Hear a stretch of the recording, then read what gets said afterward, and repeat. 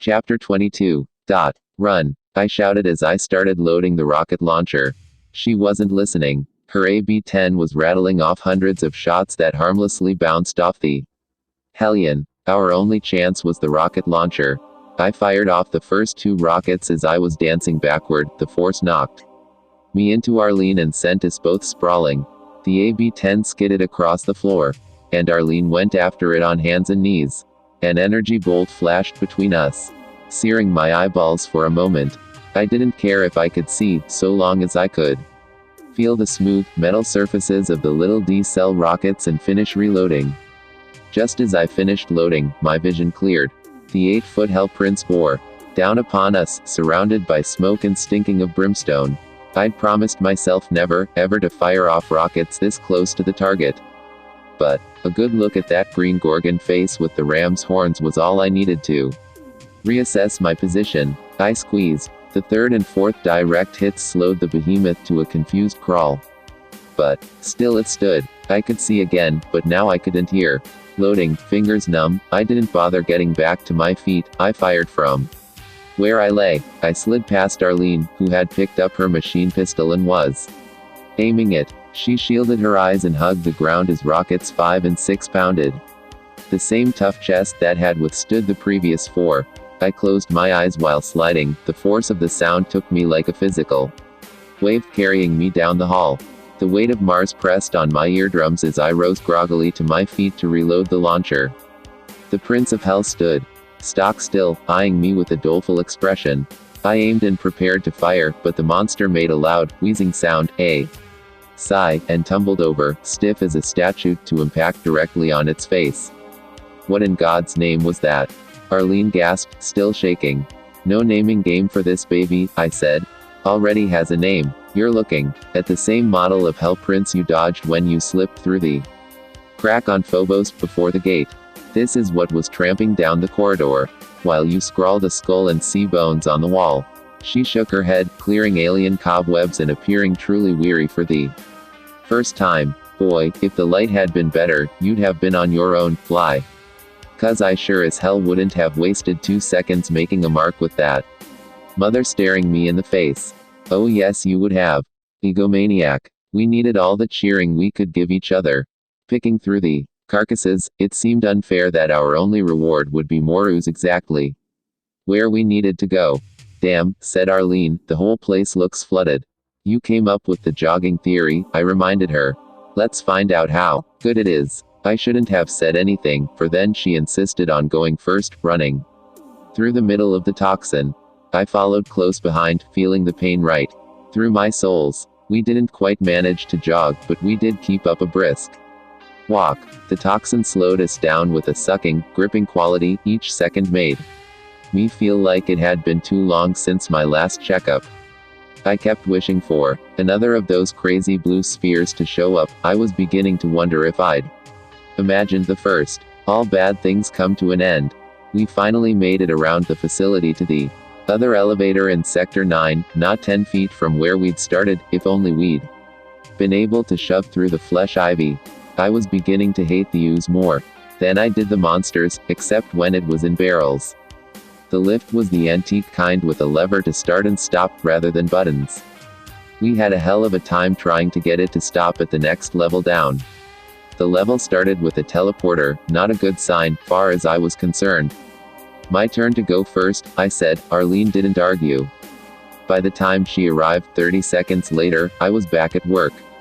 I'd killed 3 imps and 5 former soldiers, workers, a more dim-witted than usual zombie collection. My turn to rescue you, she said, but this was duck soup after the Hell Prince. Heck, most of the zombies weren't even armed. We're getting good at this, I said. Don't get cocky, she warned. I let it pass without remark. A platform lowered as we approached, as if inviting us into the parlor. Still feeling cocky despite Arlene's warning, I stepped aboard. Arlene followed, of course. At the top, I took a turn and came face to face with another Hell Prince, holding a blue key card in its claws. Get it, Arlene shouted. I didn't know whether she meant the card or the monster, but in either case, I had only 4 rockets left, not enough. I jerked up the launcher, then paused, staring. Something was weird. Then I realized we were nose to snout and the thing hadn't screamed yet. Or moved. I edged closer, it was frozen solid, like it had seen a gorgon from Greek mythology. Turned to stone, heart pounding like a pile driver, I stepped close and gently plucked the blue key card from its claw. Then I rejoined Arlene on the floor, still shaking. Toxic waste literally surrounded us, the dry space where we stood like an island. The light was good enough to see other raised machinery platforms, making islands in this sea. Arlene found a pole of thin metal.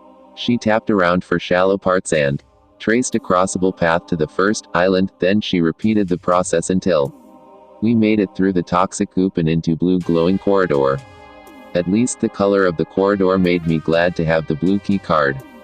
On cue, we ran into a blue trimmed door at the end of the corridor. We crossed into a narrow corridor with red glowing walls, floor, and ceiling, so bright that it hurt our eyes. We heard a familiar thud-thud at the end of the hall.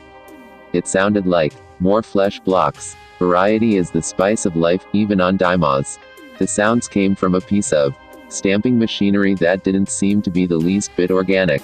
I was grateful for that. Oh, great, said Arlene, some jerk has tossed another keycard onto the base. The implication was that we couldn't walk away from something so valuable as another computer keycard.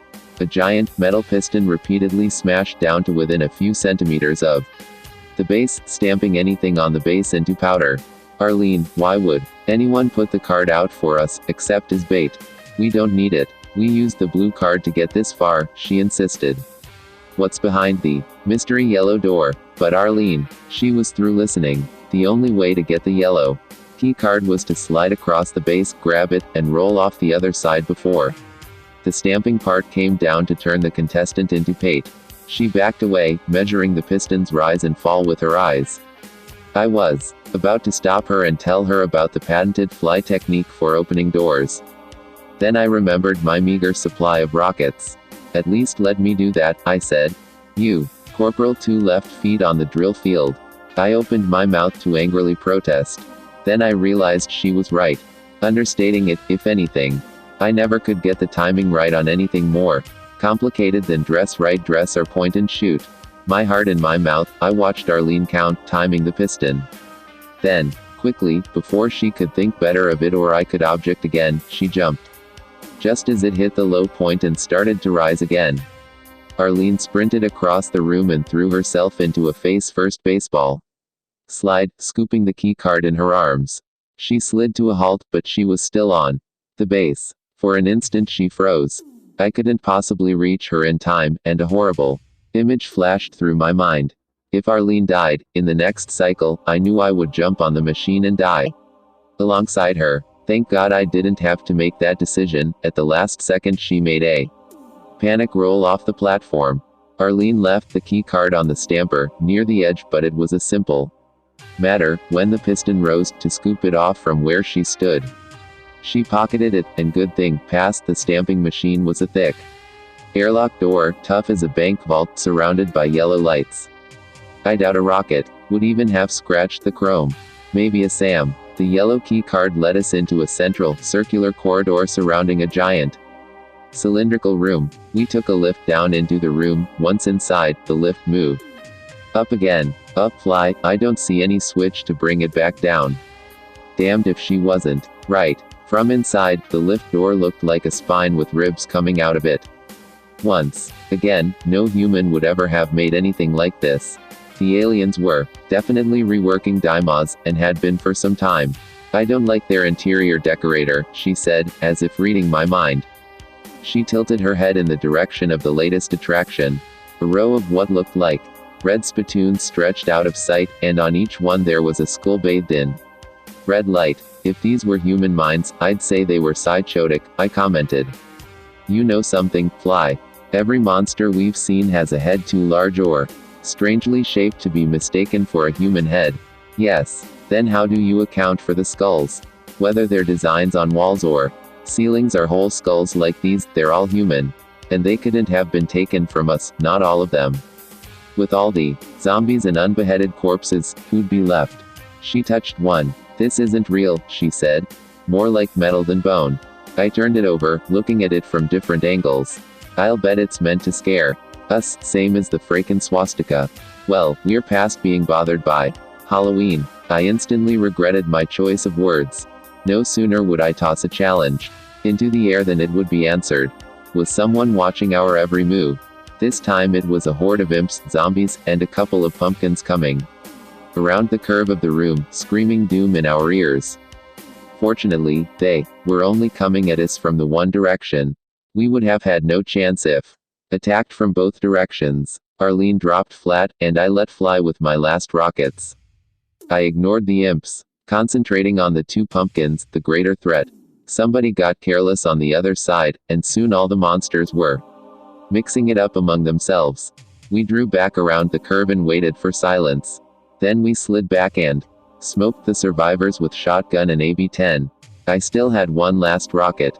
In the course of the fight, somebody, us or them, accidentally activated a switch in the floor that caused part of a staircase to rise. When the last pumpkin smashed into orange and blue slime against the ruined head of the last assassinated imp, we started up the steps.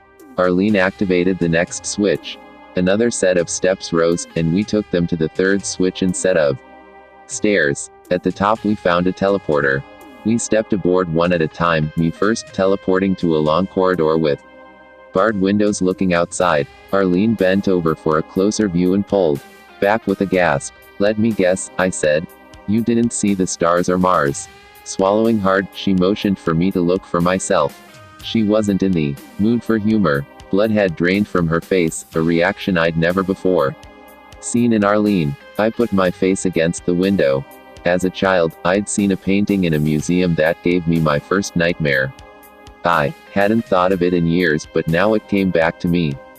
Beyond the window was a river of human faces, hundreds of them, each an island in an ocean of flesh. Each face had a horrified expression stamped on it. Each a damned soul. The spectacle achieved its purpose. We were both distracted. Otherwise we wouldn't have been so careless as to allow a stomping, single-minded demon to get close enough to clamp its jaws on Arlene's back and shoulder. Her cries were echoed by each face in the river of damned souls, each screaming Arlene's pain and torment.